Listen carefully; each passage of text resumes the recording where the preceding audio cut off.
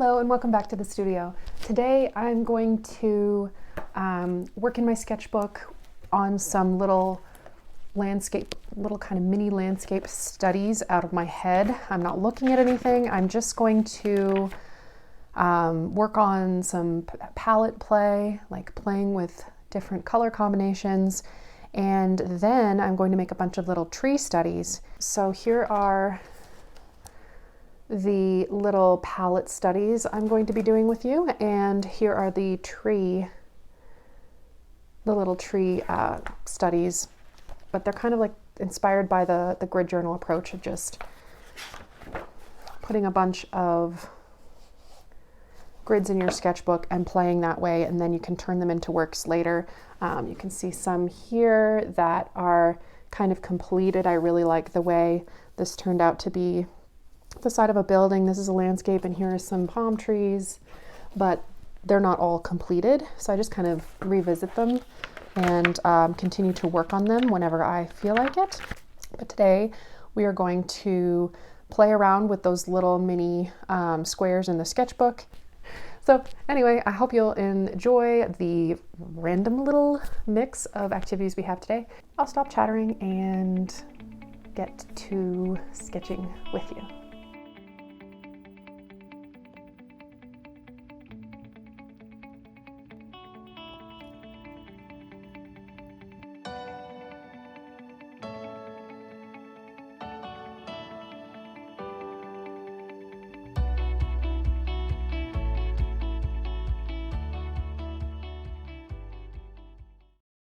So I'm starting out today by reaching for a bright blue Posca paint pen. I do not have a lot of colors, so that is what is influencing my color choice, as I only have some primary colors, some secondary colors, just the basic, I think, 12 pack. Might even be less than that, might be 10. But I'm just going over the sky here to make it brighter blue. I'm going around all the little sticks of the trees, and these were little studies that I did. I don't even want to call them studies, but little experiments that I did while out in the field. So I'm adding some light to this water here. But it was definitely awkward. If you haven't seen the video yet, it was my last video called, I believe it was like a birding plein air adventure. And I managed a couple little sketches like this while I was out there. You can see the paper kind of got ruined here, kind of pilled up on me, even though this is a watercolor book. The paper is quite fragile. In case you're interested, the sketchbook I'm using is a Cachet by Dalen Rowney. I'm reading that off of an imprint on the back of the sketchbook, so I'll link it so you know what book I'm using. It's an outdoor watercolor book. It has little elastics over there on the little flap on the right-hand side for you to put your brush, and it will protect it there. Incidentally, I don't use this a ton out in the field. It's a little bigger than my usual size. I grabbed a gray Posca paint pen and I outlined this bottom sketch, and now I'm going over it with some Prismacolor watercolor pencil crayon in like an umber color. Just doing some scribbles. I also have with me the Prismacolor Kohl Erase. These pencil crayons are no joke. I love them. They actually erase pretty well, and they've got some great colors. And this one's kind of like a reddish brown. Tuscan red, it's called. Had to check, because it is a kind of unusual color, not something you'd expect to get in a basic 12 pack, but I really enjoy it. You can see it's not laying over, so a lot of my choices today are based on what can I lay over what I've already put down. There is some oil pastel mixed in here that I had out in the field with me.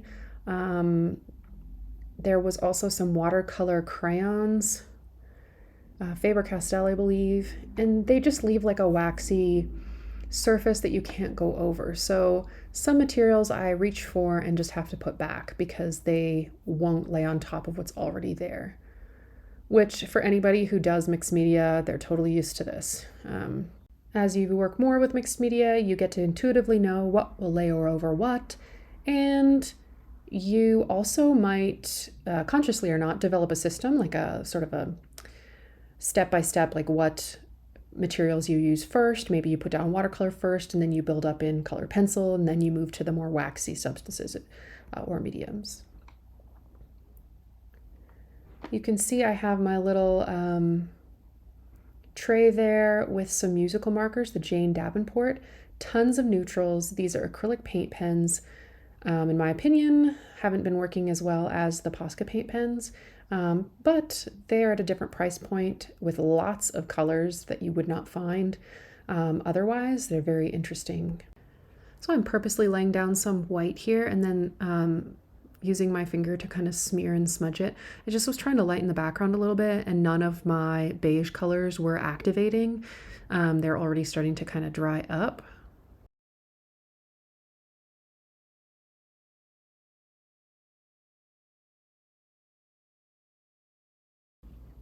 Next, I grab a blue watercolor pencil, and it's like a cerulean, and just shade in the very top of the sky, and then I'm going to add water in just a second.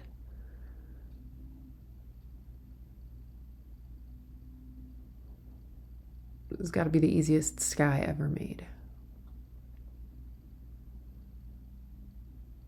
And it turned out really smooth too. I'm going to use my colored pencils here and just kind of fill in the front of this little study with some texture and kind of trying to transition it a little bit better.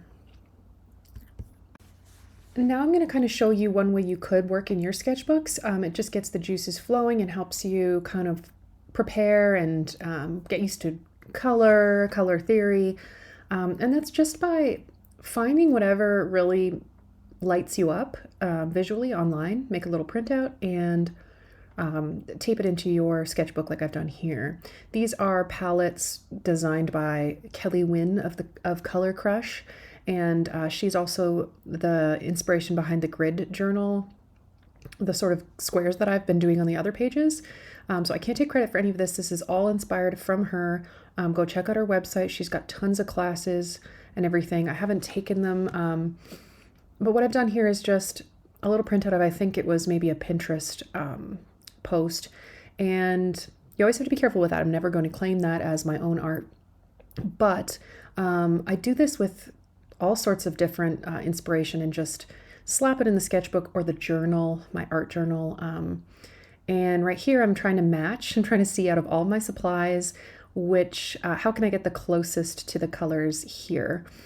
And then apply them in a completely different little study on the next page. So I'm kind of, as I find a color that's close, I keep it in my left hand. I'm going to hang on to these. I'm going to take them over to the next page. But yeah, you should definitely go check out her website and the mini or the grid journal mini course and tons of other course offerings that she's got on her website. It looks like on the left there I've made a couple just handwritten notes about some of her palettes that I like. I don't believe that these are necessarily those printouts of those ones, but I've just written them down when I found them online and was inspired by them. I'm trying to layer a Tombow over top of the colored pencil here to see if that's a closer match. And then this is my Faber-Castell watercolor crayon. And they do kind of, without water, when you're just drawing with them, they do kind of look and feel like crayons. They're not kind of buttery like a pastel would be. Not quite as buttery. So I'm making a few notations with my Colorase colored pencil, just so that I can go back and remember it another time. And now that I've got my hand full of all of those colors from that palette, I'm going to see how I can apply them over here into one of these little grid sketches. But first I am just doctoring this one that's already here, kind of purposely making like bands of horizontal color. It's almost, it's at this point, it's more of an abstract design than anything else. But it was inspired from that bird outing that I turned into a YouTube video the other day about going out into nature and doing a bit of a plein air sketching session. I've grabbed my white acrylic marker and I'm still trying to create a bit more contrast in this study on the left by blending with my finger, blending this white in behind and around the trees. It's not necessarily the most effective. Like, this is experimentation. There's going to be a lot of effects that I think are kind of gross, overworked, not effective, not the way I would do it again, but we don't learn that until we actually physically try it. So going around this sketch in the green Colorase colored pencil, make a nice little border. And then I pulled out my bright blue acrylic marker for this border. And then I'm pretty satisfied with these. It's time to move on and see what else comes out. I'm going to lightly sketch in using this colored pencil. It's not an erasable one, so whatever I lay down is going to stay. And I am going to it looks like I'm semi-inspiring this off of the palette that I glued in on the other page. So just some nice scribble bushes. You can see how simple that is. You do not have to make works of art in order to fill up your sketchbook, spend some time creatively, really get that satisfaction of having made something, and no one has to see it if you don't want anyone to. I'm pretty brave about my art at this point. I know when things work and don't work, and I just share it all anyway. Looks like I'm legit referring to those color notes. Kind of decide where to pop in the different little areas of color. So notice now I'm not just using any colored pencil. I've switched to using the Prismacolor watercolor pencil, and that's because I am planning on blending this part of the little sketch with water in just a second. So I'm using that sort of like yellow beige color and this gray, both in the watercolor. I'm doing some cross hatching here, just a real quick way to lay down. And I'm kind of curious what will happen if I add water over cross hatching, like how much of that texture will show up, will show through. It's blending pretty nicely into that beige color. Really, really enjoy how that looks. But I'm going to leave a little bit of that hatching showing through at the bottom. I've got a peachy color for the sky, slightly unusual, but this fall we have had so many dust storms actually that the sky is often yellow, orange, pink with dirt. Super lovely. And I'm doing this technique of adding the paint in around the bushes. I do this a lot when I draw or paint trees. You'll see me use this a lot on the next page that I do today. And it gives you a second chance to draw, really. You get to make corrections, you get to carve into the tree shapes that you laid down first. I just love this technique. It is addictive once you start doing it. I'm doing little dots there, see where the light is showing through the plants. I choose gray to outline this little simple landscape. And by going around this one in gray, I've now got 3 out of the 5 boxes. It's an odd number of elements, and so the 3 gray boxes kind of balance each other out on the whole page. And now I've got a brown color pencil, kind of a light beigey brown, and I'm sketching in more of this scrubby stuff that was growing all over the little nature area where I recently went on the plein air hike. I'm being really loose with it, very scribbly. I'm denoting there a little area that is kind of a band of color, so I'm kind of taking the same approach as the one to the right of it. So I did beige, and now I'm doing a band of green. And these pencil crayons or colored pencils are buttery. The Prismacolor Premier, wow. The Softcore, I've never owned anything like them. If you love drawing in colored pencil, you should probably try them out. They're going to work a lot differently than one that has sort of a harder center and holds a point nicer, but wow, they are lovely. I wish I'd been introduced to them a lot sooner. I guess I didn't realize that colored pencils can come in such high quality and have sort of different purposes. So after this beige, it looks like I'm bringing in some, it looks like I almost brought in pink and then went for gray. It's like, how simple is this little study? But to me, it's very satisfying. Kind of looks like a cross-section of a cake. Although I don't know what cakes are green and beige, but. And I've used water again at the foreground. Maybe, I think I was sort of thinking of those as the surface of the water where I was at. Here I've got Dewart water-soluble graphite pencils. They're a very interesting tool because, as we know, graphite is not water-soluble. Normally we can draw with it and lay watercolor over it and it does not affect the graphite at all. These come in different weights, like medium and fine and dark. And so this is a medium, it's quite dark, and when you add water to it, it really does activate the graphite. I'm gonna add in a blue sky here in my watercolor pencil crayon. And I'm not really worried about the sketchy. Looks like I traced sticky notes to get these squares in my journal. I'm just giving this one a blue, lighter outline.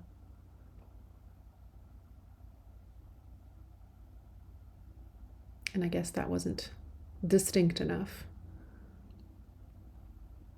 So went over it with the dark blue.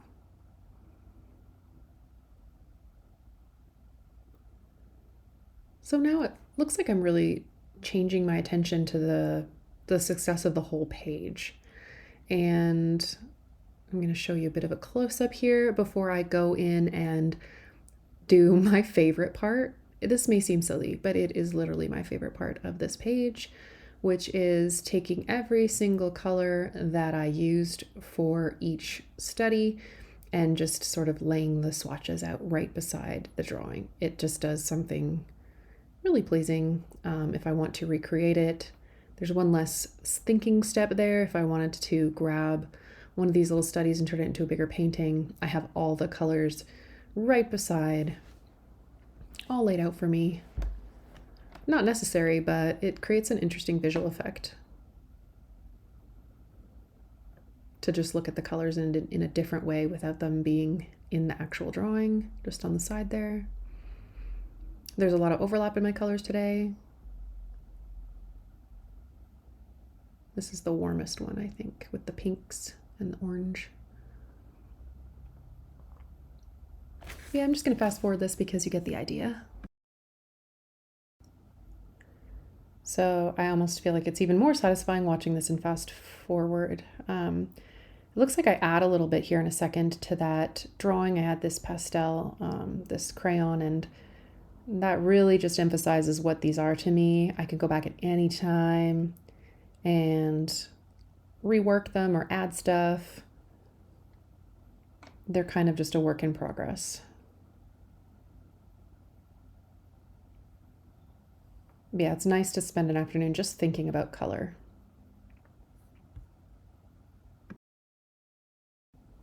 So now I'm onto the right side page, and the very first thing I reach for is a white color pencil to add some texture. At this point, I'm really not sure. I don't have any intention of what I'm going to do. That's like a very pale gray, but it lays over the gray Posca paint pen so nicely. Look at these scribbles, oof, and then stripes. So at this point, all I'm doing is building up texture, building up interest, and I don't have any plan for these at this point. It is all just material play. Play with your materials. This is that graphite, that water-soluble graphite. Look at this scratchy tree. It is so simple. Just a scratchy tree with a bit of a trunk at the bottom and a little bit of filling in here. Then I grab the water and watch how it activates. Oh, wow, magical, right? It's like a watercolor pencil crayon. It's crazy. It's very interesting indeed. So I'm basically painting with it, with graphite. Tried to lay some more over and it kind of worked with the wet graphite. I got a pretty dark value when I did that second pass. It's expanded beyond the top of the frame there, which is totally fine. Added some detail. I've got one of those watercolor crayons. I'm just scribbling in some green. It does change color when you activate it like that. It got a lot lighter. It kind of looks gray when you first lay it down. This is just an olive green color. But I like that I can drag the color up into the sky, and I like that the texture of the scribbly crayon is still retained down below. Here's me doing that technique that I explained about grabbing paint and then getting a second chance almost to carve in around the tree. So I'm putting some dots there to show light coming through, and I'm just kind of carving around the outside, showing that little branch coming up. And I'm covering up a lot of the surrounding area very loosely with some scribbles. Like I said, at this point I still didn't really know what I was going for. I very easily smeared this paint in the background, and you can still see like some of the green showing through. It blends really well, picks up what's below. And yet it's quite opaque at the same time. Love paint pens. Here's a brighter green. I'm trying to sort of transition the ground area into the sky.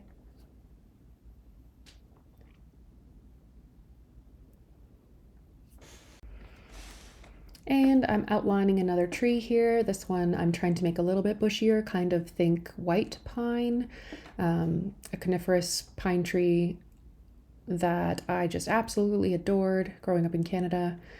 I'm filling the center with the olive green. Just kind of blocking it all in here. You can be so loose. This is not precise. It's very satisfying. Makes me feel like I'm a kid again using these crayons. This is not a very common material for me. I'm big into paint, but I'm trying to push myself, and I really enjoy looking at other people's mixed media a lot. So you just have to listen to that call. If there's something that you just love the effect of, maybe it's time you get some of those supplies and just test it out and see if you can work that way. Using a little brush here to just smooth out all the green, and picked up a lavender watercolor pencil for the sky. That was an odd color choice that I stand by. I think I was trying to be experimental here. Olive and lavender color scheme. It's pretty interesting with some weird peachy orange finger painting blobs. I just tried to use a colored pencil to carve in, and it didn't work, so I pulled out my handy dandy paint pen, and I kind of like the effect of the outline of this one. This is an Posca paint pen. This looks like my Jane Davenport one. Storytime paint pen in white. But as you can see, I didn't have trouble activating it. It's working really well at this point. I do reach for the white a lot, so maybe that helps keep it from drying out. I'm just smearing a little bit with my finger here.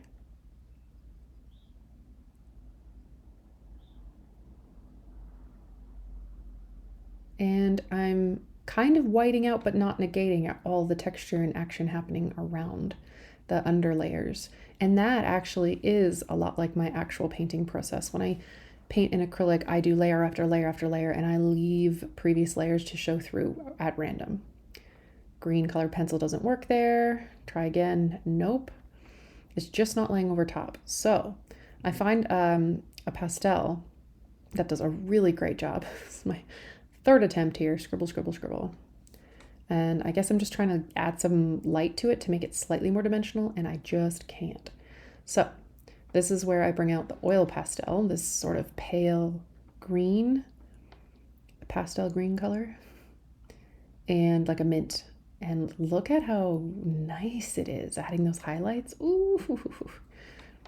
So when you land on something you love, like what I just did there, I got really excited about, and I decided I want to do that with all my trees. I want to lay in some of this oil pastel near the end when I don't need to go back over it. There's some dark and middle greens, so I'm kind of going over the graphite. Just makes it more rich.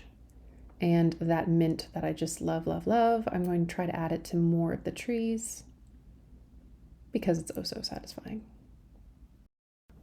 I've pulled out the watercolor crayon again, and I am drawing this tree. So instead of the graphite, I'm using the watercolor.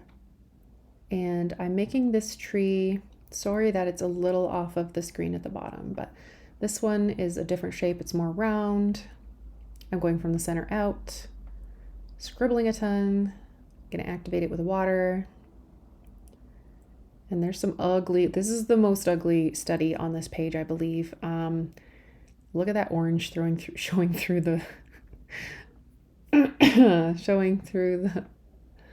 olive green. That's just so gross.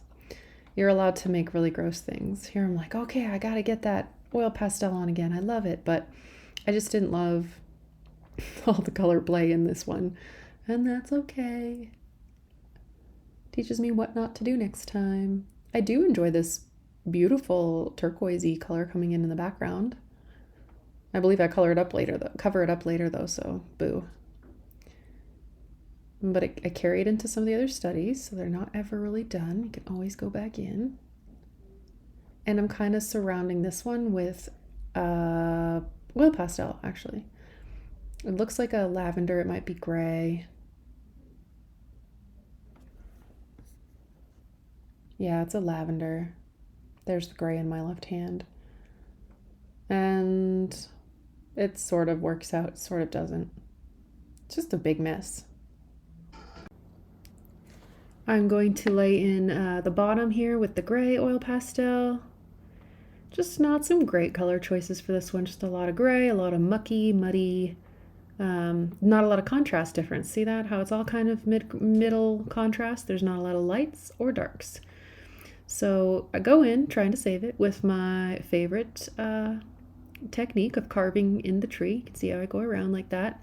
You want to be sporadic when you're doing anything in nature. It needs to be non-uniform to look more realistic. A lot of things in nature are not uniform. So I'm just going around this one, adding in some light, shining through the branches here and there, trying to activate it on the side. It's not laying over the pastel super well. Smear it a little bit there.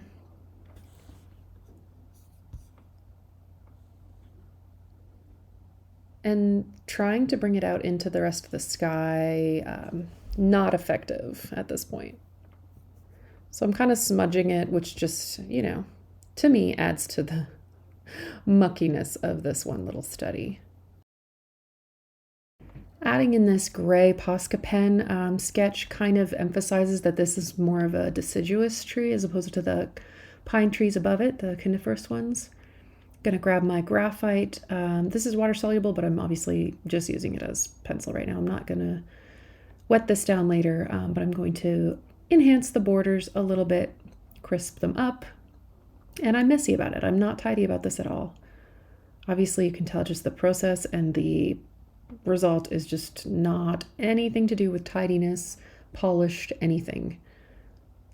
There's a little bit of a closer view of where we're at so far. And it's time to attack the top two. So for this one, I go for putting the tree right at the very side. And it looks like it's, again, a coniferous sort of pine tree, and I outlined it with graphite. I'm going in with colored pencil, which allows me some more control, so I can kind of chisel in some really nice little branches here. with the dark green. And I'm just going to speed this up a little because I'm basically coloring. I'm filling this all in with the dark green, and I kind of layered over it with a bit of a lighter green.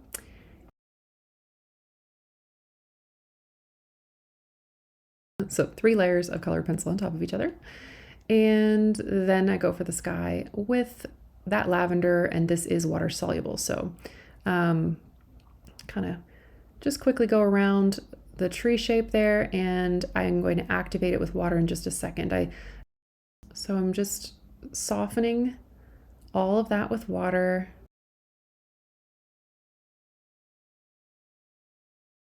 I'm going to layer over it with a little bit of white, scratchy white, to kind of make it more pale.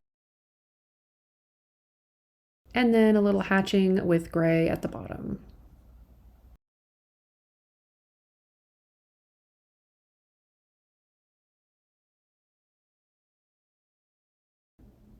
And it's my favorite time again. We get to repeat the effect of the 2 trees directly below. I really enjoy it. I think those turned out interestingly. So just having fun with the squiggle and a couple of little internal blotches to show the light coming through.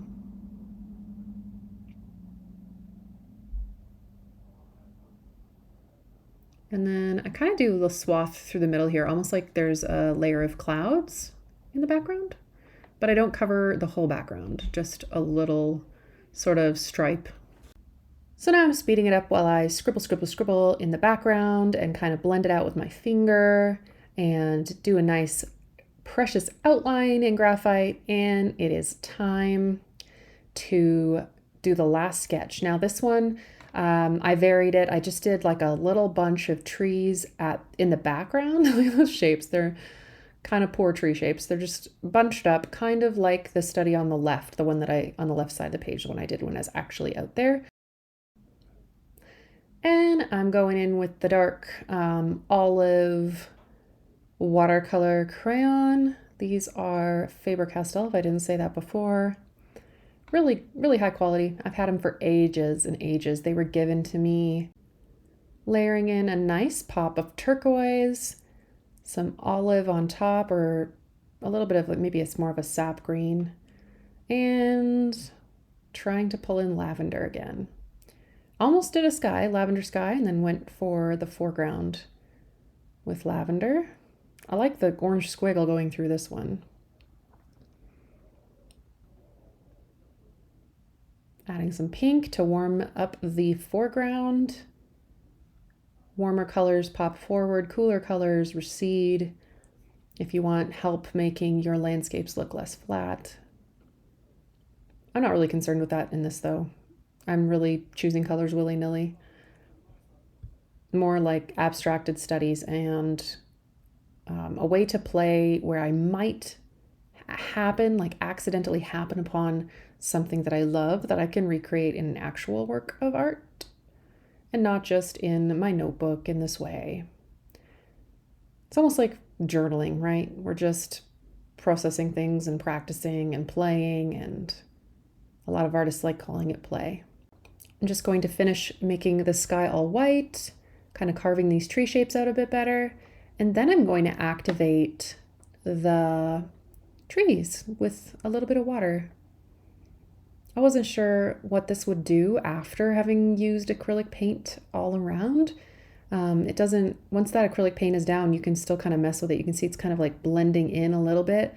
It's not, once it's down, it doesn't just stay down because it's acrylic and it's water. Other acrylic, once you lay it down, it's going to stay down. It's not going to be, you're not going to be able to reactivate it, but there's something different in the markers that allow you to do that. Maybe not when it's dry. I have to double check that and experiment. Maybe once the acrylic paint markers are dry, maybe you can't reactivate them on the page. It was very satisfying pulling this green in over top of the tree, that lovely oil pastel, My mom and I were complaining to each other the other day about how hard it is to use oil pastels to try to make anything that looks like artist worthy. It just makes you feel like you're a kid scribbling with crayons. But I think there's two things you need. You need better quality pastels, and then you need to use them in a way that suits you.